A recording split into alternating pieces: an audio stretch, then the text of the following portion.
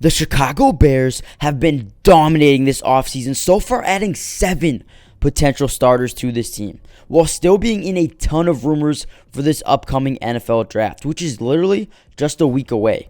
As the Chicago Bears calm down from being one of the most active and most productive teams to start free agency, there is still a ton of work to be done before this draft or even in the draft. In this video, I'll be breaking down everything that the Bears have done so far, but more importantly, what they need to do next, specifically in the draft, in order to shock the world in 2023. However, before we jump into the video, make sure you guys smash that like button. Helps out the video so much, so let's see if we can get the video up to 400 likes. Also, subscribe to the channel if you're new. I will be covering the Bears and the rest of the NFL all year long, so join the family. And one last thing, comment down below, who do you want the Bears to select with their #1 overall draft pick? Let me know what you guys think. Give me your opinion, what position, what player.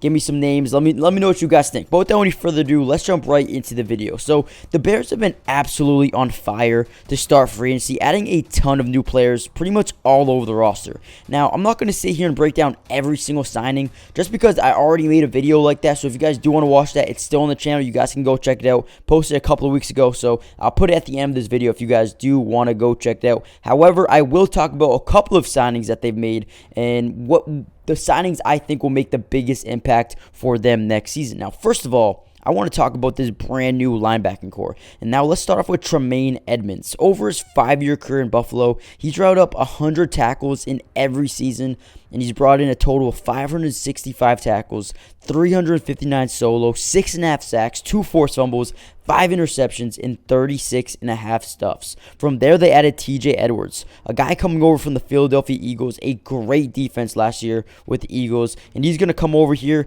bringing in 389 tackles, 215 solo, 5 sacks, 2 forced fumbles, 2 interceptions, and 21 stuffs over his career as well. They then went on to add another linebacker and a guy named Dylan Cole. Now, Cole is looking to come over here to Chicago to primarily play as a backup behind TJ Edwards and Tremaine Edmunds, but he can still be a very reliable player.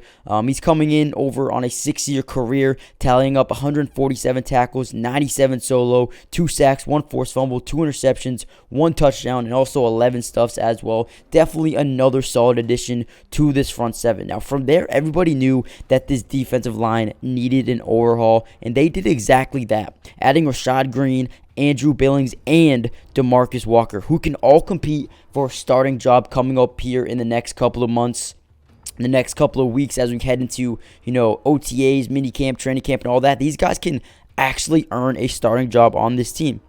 Now, for a defense that ranked number 27 in yards allowed per carry, number 31 in rushes allowed per game, number 31 in rush yards allowed per game, and number 32 in rushing touchdowns allowed per game, they really addressed their biggest holes and should see a major improvement along that front 7 with all of these signings. That's like 6 new players to this front 7 who would drastically improve the team going forward. Now, when you look at this defense, the front 7 looks to be improved. You got Travis Gibson, Justin Jones, Andrew Billings, Rasheem Green, TJ Edwards, Tremaine Edmunds.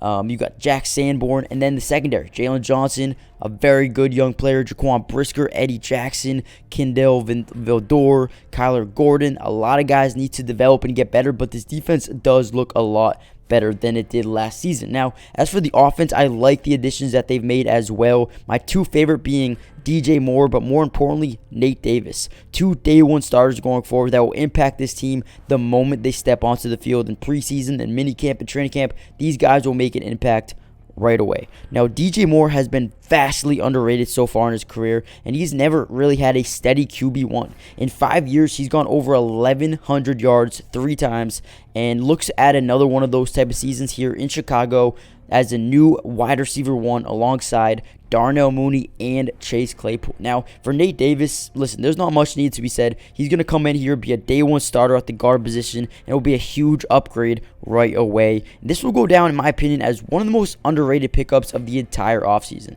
The Bears also signed Dante Foreman, who will come in and split time with Khalil Herbert, who I actually really love. I think Khalil Herbert might be in for a huge season in 2023. We'll have to see. They also signed former Packers tight end Robert Tonyan to a deal, and I think he's just going to add some good depth there behind Cole Kmet, as well. So overall, this offense looks really, really good in my opinion. Now, before we jump into what the Bears need to do in this 2023 NFL draft, make sure you guys smash that like button if you're enjoying the video so far. Subscribe for more NFL content all year long. But let's get into what they need to do in the draft. So, as we all know, the Bears still have a lot of work to do to make sure this defense is ready to go in 2023. But the most important thing is development. The secondary is extremely young, like I said before, but they have untapped potential. But they really just need to continue to work and improve. And I would not be surprised if they also want to come out here and draft a young DB to add to this room. Now, they already are so young, and you might as well go out and make sure in 2 to 3 years this could be potentially one of the most exciting DB rooms in the entire NFL. The amazing news is the Bears sit at 9, and there is a ton of defensive back prospects that they could target, like guys with Christian Gonzalez, Joey Porter Jr., Devon Witherspoon, and some other guys as well. However, this might be something the Bears want to address in the second round because there are going to be a lot of good players in the second round available as well at the cornerback position. So maybe they go in a different direction. Let me know what you guys think they should do. But I would actually think, or I prefer if the Bears would go offensive tackle. Now, if the Bears are really ready to give the full reins, the full franchise to Justin Fields, you need to build a solid offensive line around him to protect him, especially at the tackle position.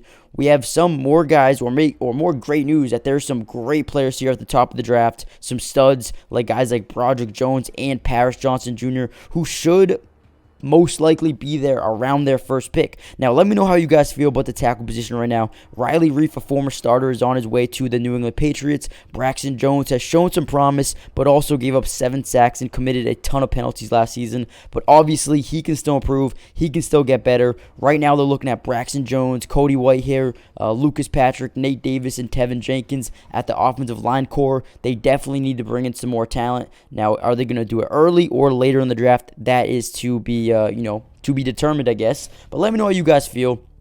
Other than that, I do see another minor hole, maybe a pass rusher, but there's guys like Myles Murphy and Jalen Carter who could come in here, step in, and be a day one starter right away. Let me know what you guys want the Bears to do. There's so many options for the Bears. They can also trade back, but you have the number 9 pick. You can easily trade back. You can grab some offensive line. You can grab some pass rushers. You can grab some more corners, some more DBs overall, which I do think there's still holes. There's still work to be done. There's still areas they need to improve on. But as a Bears fan, what do you guys think the Bears need to do here over the draft? What do you guys think they need to do? What do you think they should add for the rest of free agency? Give me your opinion. Like I said, there's also been a ton of rumors of the Bears trading down with the Steelers for more draft capital as well, which could be a good thing to do.